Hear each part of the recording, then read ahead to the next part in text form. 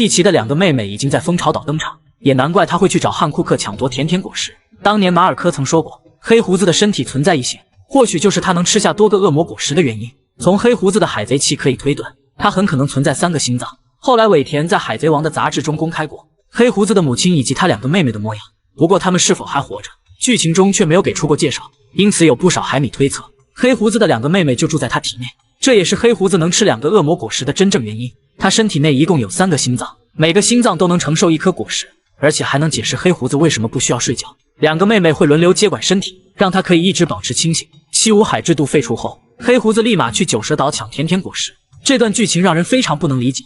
石化能力需要美貌才能发挥作用，黑胡子长得那么丑，这不妥妥浪费甜甜果实的神级能力吗？后来尾田公开甜甜果实的图鉴，外形上很可能是一个双生恶魔果实，不仅有让一切敌人石化的能力，还具有海妖美杜莎的怪兽力量。目前黑胡子在进攻方面有能毁灭世界的阵阵果实，防守端有能吸收一切的自然系暗暗果实，唯一缺少的是一个动物系果实，用来恢复身体的损伤。假如甜甜果实真是双生果实，具备2种能力，海妖美杜莎的动物系能力可以让黑胡子的实力再进一步。在漫画中曾出现过一个细节，黑胡子在蜂巢岛登场，身边有2个美女，一个是长头发，一个是短头发，模样上很像是他的2个妹妹。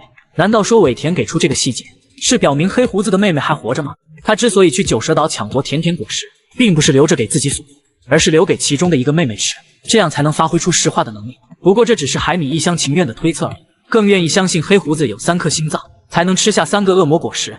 科比不愧是尾田的亲儿子，开挂速度早已超越路飞，从小杂役到卡普接班人，战斗力经历5次重大升级。路飞出海后遇到的第一个人就是科比，当时科比在亚尔丽塔的船上当杂役，长得胖胖圆圆，没有一丁点战斗力，在路飞的鼓励之下，才敢说出要当海军大将的梦想。加入海军之后，科比的运气非常好，成为英雄卡普的徒弟。经过一段非人般的训练，科比的战斗力得到第1次升级，与路飞在七水之都相遇，能看到他变强了，也变高变帅了。为了对抗白胡子海贼团，海军在马林范多召集10万精锐，科比也是其中之一，战斗力再次提升，不过还算不上强者。对战着急去救艾斯的路飞，连一拳头都没能承受住。不过在这场战斗中，科比锻炼出强大的勇气，敢直面大将赤犬，同时还觉醒了见闻色霸气，为他的实力更上一层奠定了基础。经过2年的磨练，科比在世界会议期间出场，职位已经是海军大佐。为了保护利库王的船只，展示出超强的见闻色和武装色霸气，六式的水准也得到提升，同时提升的还有颜值和身高，让身为强者的居鲁士都感叹说，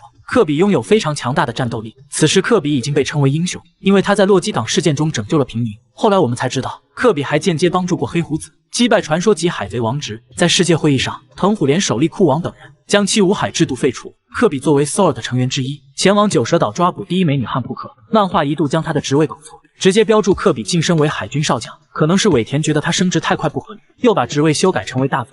黑胡子也在此时前往九蛇岛，企图抢走汉库克的甜甜果实，2名手下被瞬间石化，自己抓住女帝的脖梗却不敢动手。好在雷利释放着霸王色胆道，才让海军与黑胡子乖乖离开。黑胡子却要求带走800海兵，科比主动提出用自己当人质交换。为了救出徒弟科比，卡普带着 SWORD 小队的成员来到蜂巢岛，一拳霸王色缠绕攻击银河冲击，直接将一整座城镇摧毁殆尽。对战大弟子青雉也没有手下留情，一招海底落下将青雉打入地底。不过在保护分心的科比时，被隐身状态下的宇之溪流贯穿腹部。恶阵王在此时制造出巨大的手掌，企图将海军乘坐的船只摧毁。卡普鼓励科比格罗斯和贝鲁梅伯联手去化解危机，解救平民和海军。科比使出自己的大招正直突击，将恶阵王的巨大手臂直接贯穿。这一拳的破坏力不亚于卡普的银河冲击，甚至有附带霸王色的感觉，大有海军英雄卡普接班人的感觉。距离海军大将又近了一步。能克制青雉的恶魔果实都有哪些呢？在蜂巢岛对战昔日的恩师卡普，青雉展示出冰冻果实强大的一面，曾经冰封住圣胡安恶狼和大九等人，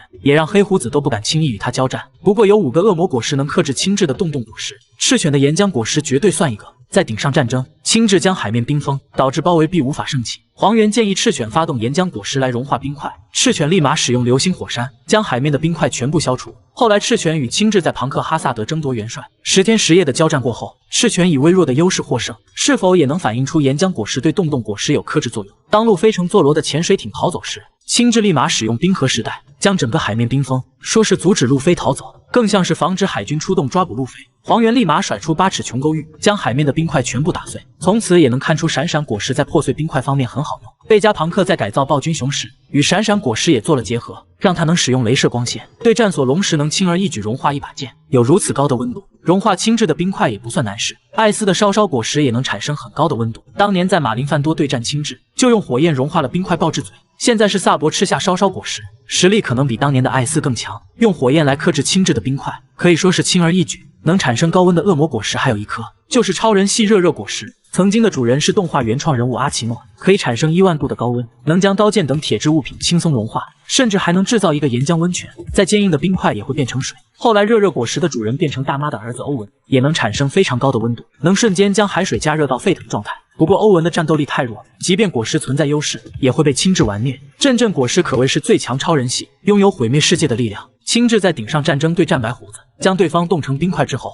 却感叹震动无法被冻住。随后白胡子就将冰块震碎，从此也能看出轻质认定了阵果实能克制冻果实。现在是黑胡子吃了阵果实，当手下的人被轻质冰封时，他也说了能利用震动粉碎冰块，不过也会粉碎同伴的身体。可见恶魔果实即便存在克制关系，使用得当，战斗力也不会受到太大影响。2场战斗测出溪流的真实战斗力，索隆想打赢他还差一项顶级技能。从溪流加入黑胡子海贼团开始，就被认定为索隆必须击败的强敌。溪流曾经是海底监狱的看守长，因为对犯人滥杀无辜被关入第6层。伊万科夫曾说过溪流比麦哲伦更加恐怖，两人的战斗力相当，但溪流的作战时间更长。前海军元帅战国曾说过，麦哲伦有准大将实力，在推进城时的溪流实力也应该能接近大将。跟着鹰眼学习2年，索隆的实力已经深不见底，对战明哥的手下皮卡几乎以秒杀的姿态获胜，与大将藤虎交战处于劣势，战斗力也得到对方的认可。进入和之国后，索隆的战斗力经历过2次提升，一次是将手中的黑刀秋水更换为妖刀炎魔，等同让索隆间接掌握了武装色的流萤用法，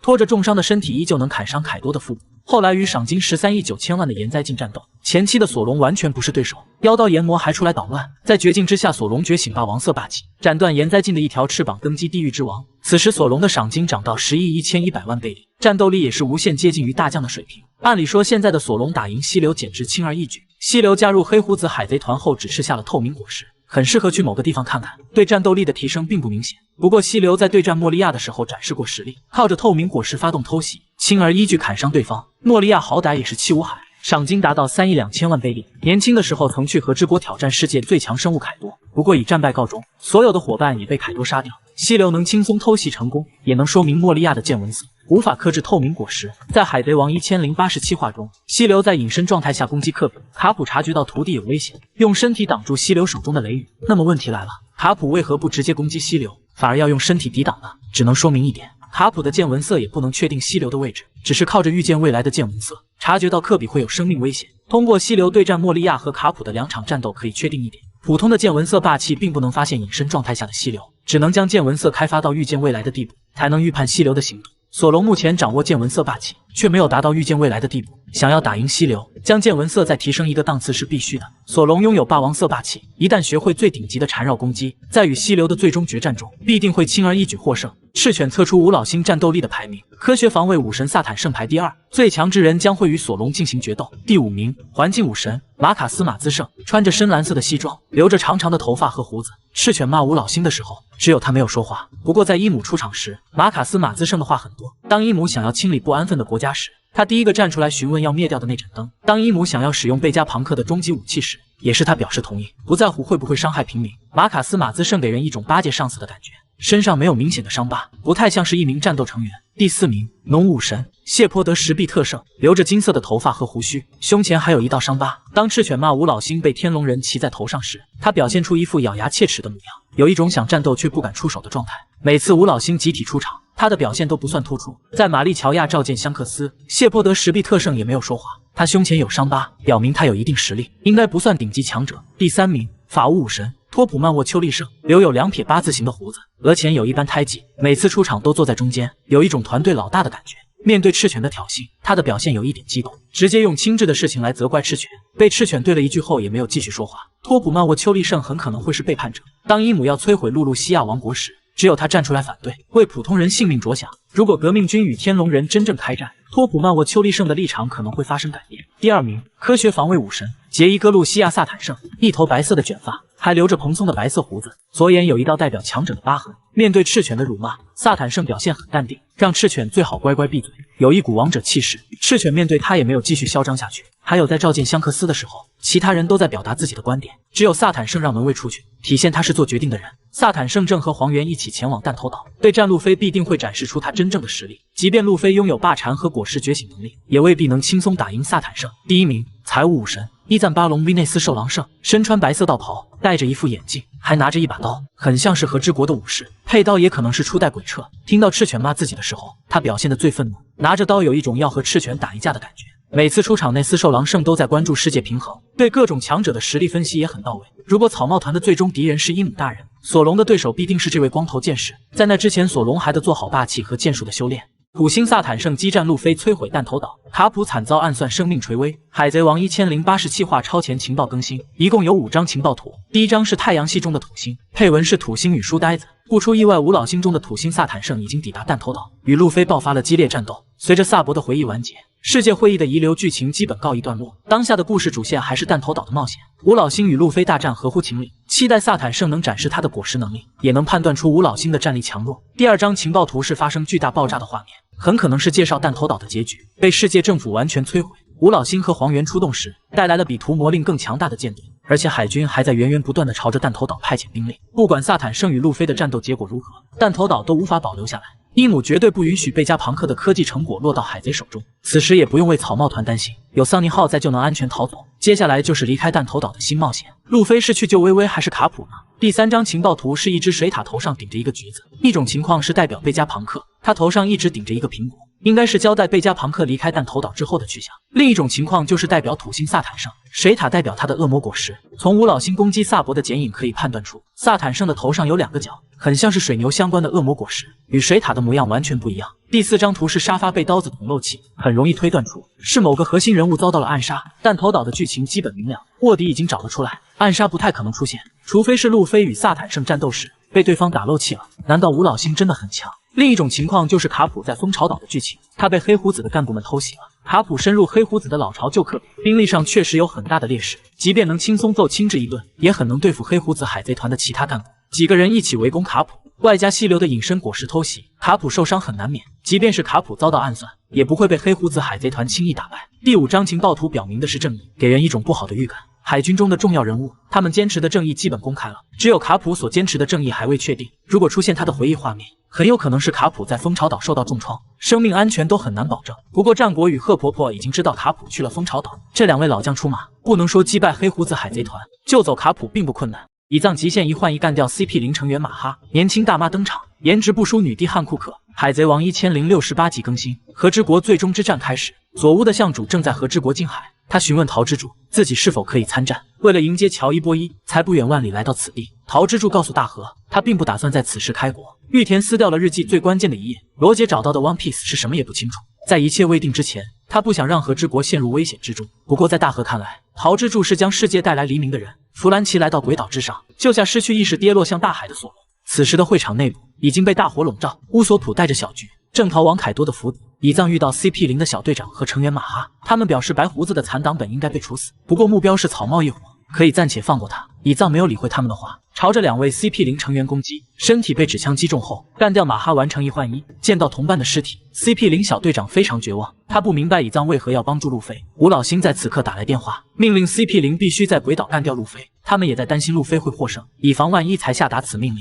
得知4皇大妈被击败，武士联盟的士气变得异常振奋。马尔科和娜美很清楚，在打败凯多之前，战争还没有结束。大蛇将军与日和还在宝物间内，他在抱怨福禄寿怎么还没来。屋顶在震动中突然倒塌，将大蛇将军砸得昏晕过去。日和趁机用海楼石钉子困住大蛇将军，弹奏起父亲光月玉田生前最喜欢的曲子乐伎。他告诉大蛇将军，自己就是光月玉田的女儿，接下来还会亲手取下他的脑袋。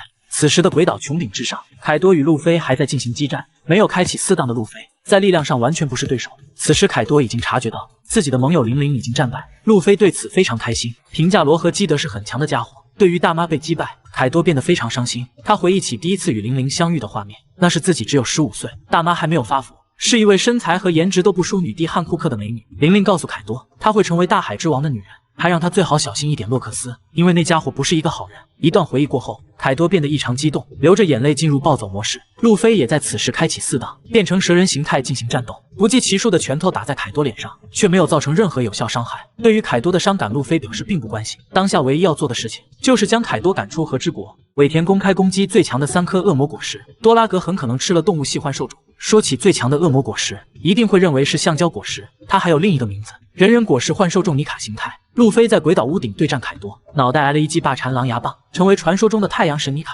拥有世界上最胡来的力量，心脏也变成解放之骨，能让疲惫的身体瞬间恢复。从路飞对战凯多的最后一击看，并没有毁天灭地的破坏力，相比曾经的最强自然系响雷果实，输出上还有一定的差距。艾尼路使用的招式万雷，无数条雷电从天而降，能将一座岛屿瞬间摧毁。还有最终大招雷银，巨大的雷云球体，拥有堪比远古兵器的破坏力。凯多的鱼果实青龙形态，口中吐出的火焰能毁灭山头，身体旋转引发的龙卷风也有毁天灭地的画面感。甚至是大妈的超人系魂果实，尼卡果实的输出也比不过。大妈的招式天满大自在，拥有堪比天神的破坏力。期待路飞在之后的剧情中能将尼卡果实开发出更加恐怖的招式。尾田曾在 SBS 中说过，他认为现实自然中有3种灾害最恐怖，分别是强大的地震，能引发巨大的海啸吞没一切；剧烈喷发的火山，熊熊燃烧的岩浆能让大地变成熔岩火海；还有强大的飓风，能让地面上的一切荡然无存。尾田还说了，这3种能力在海贼王中都以恶魔果实的能力出现。地震代表超人系阵阵果实，在海贼的阵营中拥有毁灭世界的力量。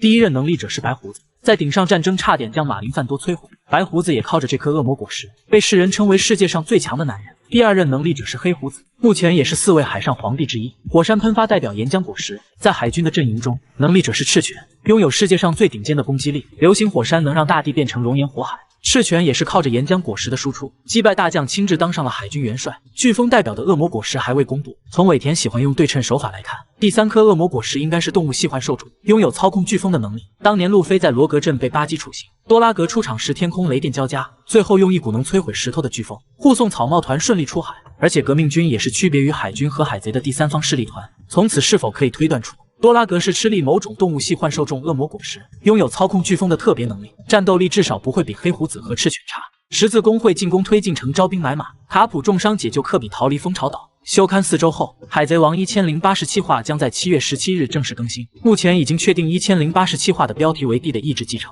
接下来我们将会见证强者之间的战斗越来越激烈。具体的情报内容来自海米 YY。真假难辨仅供娱乐消遣。为了建设理想国度，克洛克达尔很赞成鹰眼扩充兵力的提议。巴基也想壮大自己去抢夺 One Piece， 提议他们去海底监狱招人，就像当年的黑胡子一样，释放出实力强大的海贼作为同伴。克洛克达尔在2年前经历过那场史诗级的越狱行动，也非常清楚黑胡子能当海上皇帝，就是因为那些强大的罪犯。于是，在巴基的率领下，十字工会闯入海底大监狱。因为七武海制度废除，整个世界乱成一片，推进城没有充足兵力镇守，赤犬迫不得已派遣大将藤虎和绿牛去对抗十字工会。克洛克达尔与绿牛爆发战斗，森森果实被莎莎果实完全克制，绿牛在战斗中处于明显劣势，不过还没有被克洛克达尔击败。鹰眼与藤虎的战斗更为激烈，两人都是用剑的高手，不过在推进城狭小的空间内，藤虎无法施展重力果实，完全不是鹰眼的对手。画面来到蜂巢岛，卡普击退亲至后告诉所有人，即便是他们的船长黑胡子归来，也会将他击败带走科比。溪流并没有理会卡普的话，利用隐身果实从背后发起偷袭，却被卡普用见闻色锁定，一招银河冲击砸在脑袋上昏晕过去。此时青雉也从地下爬了上来，打算用冰块将卡普瞬间冰封，却以失败告终。镇守蜂巢岛的大酒桶和恶政王等人也加入了战斗，科比和 Sword 小队一起对抗黑胡子海贼团的杂兵。卡普一个人对战青雉，外加4位黑胡子海贼团的干部。一轮激战过后，我们能看到整个蜂巢岛被摧毁了一半，溪流和其他3位干部倒在血泊中，完全失去意识，一动不动。青雉还保持着一丝的清醒，已经失去继续战斗的能力。卡普也受了很严重的伤，连同 Sword 小队一起离开蜂巢岛。此时的圣地玛丽乔亚，神之骑士团的司令官费加兰德加林正在通话。电话虫的另一头，我们只能看到一个侧脸，与香克斯长得一模一样。费加兰德加林命令他必须在最短的时间内找到薇薇公主。伊姆大人已经下达命令，将所有的地之一族全部消灭。以上就是海迷自行 YY 的剧情，并不代表正式的漫画内容。如果剧情真的如此发展，一定会让粉丝们热血沸腾吧。花花果实疑似已经觉醒，罗宾释放心中尘封的恶魔，击溃飞6包黑色玛利亚。随着山治一声惨烈的求救声，墙壁上长出一只巨大的手，狠狠打在黑玛利亚的脸上。能得到伙伴的信任，罗宾非常欣慰，他会解决掉眼前的巨大的蜘蛛。黑玛利亚释放出诡异的迷雾，他想用温柔的回忆吞噬罗宾。曾经的故人依次出现在眼前，罗宾很清楚自己身处幻觉之中，因为萨乌罗永远不可能诋毁同伴。愤怒的罗宾开启3棵树浅葱水线，亲手摧毁黑玛利亚制造的温柔回忆。他不能沉浸在过去的失落之中，会和同伴们一起开启崭新的世界。黑玛利亚发动轮入道，继续展开攻击。整个房间被熊熊燃烧的火焰笼罩，那是吃了人造恶魔果实的兵器。一只狗在其中促使火焰轮转动。黑玛利亚不相信罗宾能从幻物中走出，嘲讽他们居然妄想战胜船长凯多。布鲁克发现轮入道具有自己的生命，立马让灵魂出窍，进其冰封破坏。又来一招魂之丧剑，冰冻住所有火焰。随后黑玛利亚开启嘴遁攻击，嘲讽罗宾是被同伴出卖的可怜之人，还调侃山治是整个鬼岛的笑柄。拥有草帽团第2高的悬赏金，居然向一个弱女子寻求帮助。罗宾没有理会黑玛利亚的挑拨，他知道山治是非常温柔的人，适合做未来海贼王的左膀右臂。愤怒的罗宾发动招式巨人开花，制造出一个长着很多手的美女。无数只手不仅没有控制住黑玛利亚，反而暴露出花花果实的弱点。创造的手臂遭受攻击，本体也会受伤。黑玛利亚发动蛛网束缚住罗宾，拿出纸虎开启新一轮的猛攻。罗宾不得不收起花花果实的能力，拉开距离后使用海龙花继续攻击，却被黑玛利亚的蛛网再次控制。释放出火焰，瞬间化解罗宾的攻击。在火焰中战斗，罗宾完全不是对手，还要承受黑玛利亚的无情嘲讽。罗宾试图在火海中开出花朵战斗，行动再次被四通八达的蛛网控制住。陷入绝望的罗宾回忆起和同伴的过往，以及在革命军中度过的2年时光。萨博和科尔拉教他如何用体术战斗。一个巨大的手掌出现，屋顶也被瞬间摧毁，掉落的瓦砾将熊熊燃烧的火焰熄灭。还没等黑玛利亚从震惊中回过神来，一个巨大的恶魔出现在他的身后。这就是罗宾的终极大招恶魔之花，有一种花花果实已经觉醒的感觉。惊恐中的黑玛利亚发动最后的反击，拳头被巨大恶魔挡下，身体也被束缚住。罗宾没有给他任何喘息的机会，将黑玛利亚的手和脚全部折断，伴随着惨烈的叫声，飞6包黑玛利亚败北。如此强悍的尼可罗宾，值不值9亿3千万的赏金呢？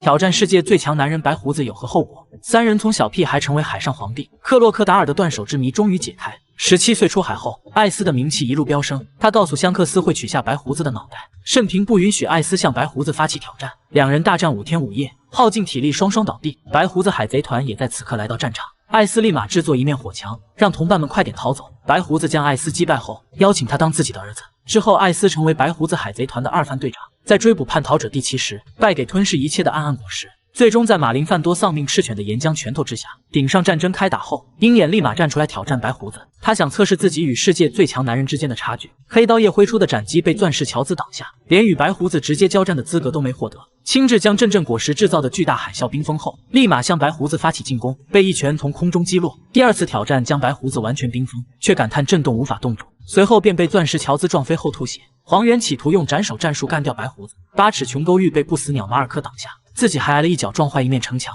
见到白胡子受伤后，黄猿再次出手挑战，用激光射穿白胡子的胸膛，还不忘嘲讽几句。赤犬比青雉和黄猿都聪明一些，策反斯库亚德刺穿白胡子的胸膛，让他的实力减弱，才亲自出马战斗。趁着白胡子伤病复发，用岩浆拳头重创将其打伤。见到艾斯丧命，让白胡子彻底愤怒，拼尽所有力气也没能将赤犬干掉。凭借对抗白胡子海贼团的优异表现，赤犬被推荐接替战国当海军元帅。在庞克哈萨德与青雉大战10天10夜，打断青雉一条腿，成功当上海军元帅。之后抽着雪茄怒骂吴老星，胆子还真是不小。帝奇欺骗白胡子是渔民才得以上船，他想寻找梦寐以求的暗暗果实。见到萨奇得到暗暗果实，黑胡子立马将其干掉。之后招募到一群强者来到马林范多，目的是干掉白胡子，抢夺阵阵果实，却因为太过傲慢被抓住破绽挨了一刀。好在白胡子身体达到极限才捡回小命。目标达成后，黑胡子带着手下离开。在1年后击溃白胡子海贼团的队长们，成功接替白胡子成为4皇之一。香克斯和巴基都是罗杰船长的实习生，从小就叫嚣着取下白胡子的首级。具体的战斗情况没有公开，不出意外是2个小鬼头惨败。大妈和凯多在和之国战败之后，巴基依靠老沙和鹰眼组建的十字工会，成为当今4皇之一，加入海贼王的争夺战。罗杰被处刑后，香克斯建立自己的海贼团，经常盘踞在东海寻找传说中的橡胶果实。为了救路飞被近海之王咬掉一条胳膊，战斗力下降后却能成为最年轻的4皇。克洛克达尔也曾挑战过白胡子，战败之后成为七武海的一员，盘踞在阿拉巴斯坦寻找远古兵器。他的左手为什么会断掉？应该是挑战白胡子被砍掉的，并且用老沙的左手当鱼钩钓鱼，也难怪老沙会如此记恨白胡子。蓝色火焰吸收万能伤害，金色巨佛打脸嚣张4皇。网友票选最强的5颗动物系恶魔果实，却只有一个达到觉醒状态。鸟果实幻兽种不死鸟形态，吃下它会变成传说中的不死鸟，提升能力者的攻击力和速度，身上还会覆盖燃烧着的蓝色火焰，拥有几乎不会死亡的生命力，以及受伤后的瞬间再生能力。即便是自然系毁天灭地的招式，也不能对蓝色火焰造成任何伤害。可是英雄卡普的铁拳是一个例外。不死鸟果实的弱点是攻击力不强，马尔科能与3位海军大将轮番战斗，也能单挑百兽海贼团的2大看板。却不能将这些强者完全击败，这或许就是马尔科不如大将的原因吧。人人果实幻兽种大佛形态，吃下它会变成一尊巨大的金色佛像，释放出的冲击波不输阵阵果实的攻击，也能一巴掌将嚣张的黑胡子拍吐血。面对路飞的时候，冲击波的威力会下降，被动属性才是这颗果实最强的地方。它可以让能力者拥有佛陀一样的智慧和精神力。战国被称为至将与大佛果实脱不了关系。鱼与果实幻兽种青龙形态，攻击力能匹敌3颗自然系的恶魔果实，喷出的巨型火柱将一座山头瞬间摧毁，破坏力不输烧烧果实的招牌技能火拳。兽吼般的咆哮声可化作无数条闪电，响雷果实的大招万雷也不过如此。转动身体就可以引发巨大的龙卷风，相比多拉格的风暴果实一点也不逊色。变成人兽形态后，各项技能的力量还会增加。这颗果实还拥有最顶尖的防御能力，从赤鞘九侠突入城堡的偷袭攻击，到尼卡路飞堪比鬼岛的巨型拳头。凯多经历7轮战斗，扛下大招31个，被称为世界最强生物毫不过分。人人果实幻兽种尼卡形态是一个800年来没有觉醒的果实，为了隐藏这颗传说果实的存在，吴老星将它改名为超人系橡胶果实。吃下它会变成自由伸缩身体的橡胶人，表面上看对战斗力的提升并不大。路飞通过消耗生命的方式才开发出2档、3档和4档，打赢卡塔库利也没有达到大将级别。觉醒尼卡果实后，路飞的实力发生质变，拥有最胡来的力量战斗，世界最强生物凯多也不是对手，心脏也变成了解放之骨，有瞬间恢复的效果。至于太阳神尼卡还拥有什么技能，需要路飞在后续的战斗中呈现。蛇果实幻兽种八岐大蛇形态，一个被浪费的神级恶魔果实。八岐大蛇是传说中的巨型怪物，拥有将整个世界毁灭的能力。大蛇将军吃下八岐大蛇果实后，并没有开发出毁天灭地的招式，只是让自己多了8条命而已。如果换一个人吃八岐大蛇果实，妥妥的能达到4皇级别吧。黄猿和绿牛被打到主动认怂，赤犬被吓得面露恐惧，冷汗直流。6位海军大将评价红发的战斗力，只有藤虎敢主动攻击香克斯抢人。赤犬是顶上战争表现最好的大将，从白胡子受伤开始一通乱杀，用岩浆果实的碾压实力干掉艾斯，击穿圣平的胸膛，再次重伤路飞，一个人对抗白胡子海贼团所有队长，甚至还想干掉科比继续追杀路飞。见到香克斯用格里芬挡住岩浆拳头，赤犬终于认怂了，吓得脸颊流汗不敢动。他很清楚自己与香克斯的实力差距，但凡敢多说一句话都可能会小命不保。亲至一整场战斗都在划水，对战白胡子被乔兹撞飞吐血，攻击路飞又被马尔科一脚踹飞。见到香克斯后却没有给面子，说是冰封海面阻止罗的潜水艇逃走，更像是在阻止军舰出海抓捕路飞。对待香克斯终止战争的提议，亲至也是默不作声，不敢应战。他知道不是红发海贼团的对手。黄猿一直默默保护着大外甥，见到2位中将朝着路飞攻击，黄猿一脚将路飞踢到白胡子手中，明明可以打脑袋，偏偏将钥匙打断。红发海贼团抵达马林范多后，黄猿立马举起双手给足面子，担心亲至将罗的潜水艇冰封，用8尺琼勾玉将所有冰块击碎。不过在剧场版红发歌姬中，香克斯强调乌塔是自己的家庭矛盾，黄猿依旧甩出8尺琼勾玉攻击，被香克斯用格里芬架在脖子上，立马举起双手表示认怂，担心愤怒的香克斯会取下自己的脑袋。战国是罗杰时期的海军大将，对香克斯的态度可以说非常友好。当香克斯说继续战斗只会增加伤亡，战国表示认可，没有表示反驳。香克斯说要带走艾斯与白胡子的遗体，战国立马同意，并强调会承担责任，向着世界宣布顶上战争彻底完结。之所以如此给香克斯面子，也是清楚红发海贼团的真正实力。当时的海军没有能力与之对战，绿牛与香克斯没有见面却有过交手。接受赤犬的命令去和之国收拾残局，绿牛搞定战败的百兽海贼团后，信誓旦旦的要取下路飞的脑袋。被香克斯用霸王色麻痹身体后，绿牛露出一脸惊恐的表情逃走，也是担心自己的小命会随时丢掉。藤虎是面对香克斯最自信的大将，与黄猿一起去抓捕歌姬乌塔，完全没有理会在场的红发海贼团，打算发动攻击从香克斯手中抢人。见到香克斯发动霸王色震晕不少中将，藤虎也只能乖乖收刀带人撤退。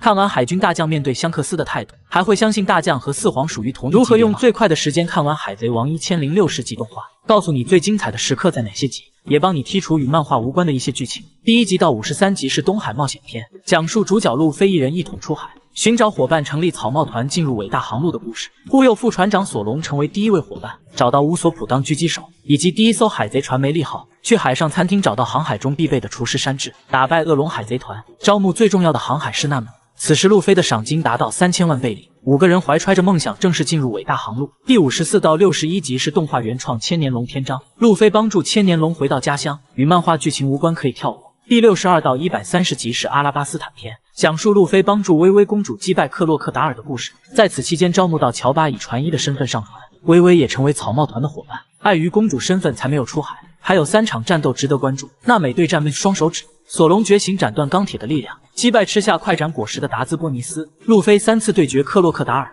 用血液战斗将自然系莎莎果实击败。从131到143集是彩虹色的物片，都是动画原创剧情，可以跳过。第144到195集是空岛篇，对手是自称为神的艾尼路，面对最强的自然系响雷果实，草帽团几乎被完全秒杀。好在橡胶能免疫雷电攻击，路飞才能将艾尼路击败。第196到206集是海军要塞剧8篇，也属于动画原创剧情。第207到226集是长链岛篇，主要是对抗海贼福克西。动画组对这段剧情进行了加长，不看也不影响后续剧情的理解。第227到325集是司法岛篇，也是海贼王最经典的篇章。路飞带领草帽团闯入司法岛，击溃最强的 CP9 组织，解救罗宾。在此期间，罗宾以考古学家的身份上船，弗兰奇也作为船匠成为草帽团的一员。梅利号完成使命，在众人的注目下离开。桑尼号作为新的海贼船，带领草帽团重新起航，对战 CP9 的战斗也值得关注。乔巴展示了恶魔果实暴走，索隆使用鬼泣9刀流击败卡库，名刀血走被腐蚀断裂。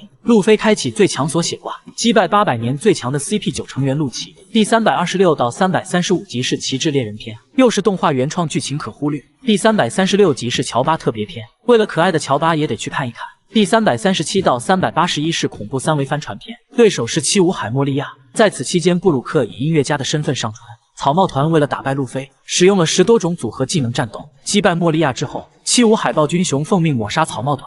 这段剧情值得重点看。为了船长，所有人可以不顾性命，尤其是索隆和山治，争抢着用自己的脑袋换路飞的命。索隆承受路飞对战莫利亚的所有伤痛，算得上海贼王最经典画面之一。第382到383集又是动画原创剧情，可以忽略不看。接下来就是改变草帽团命运的几个篇章。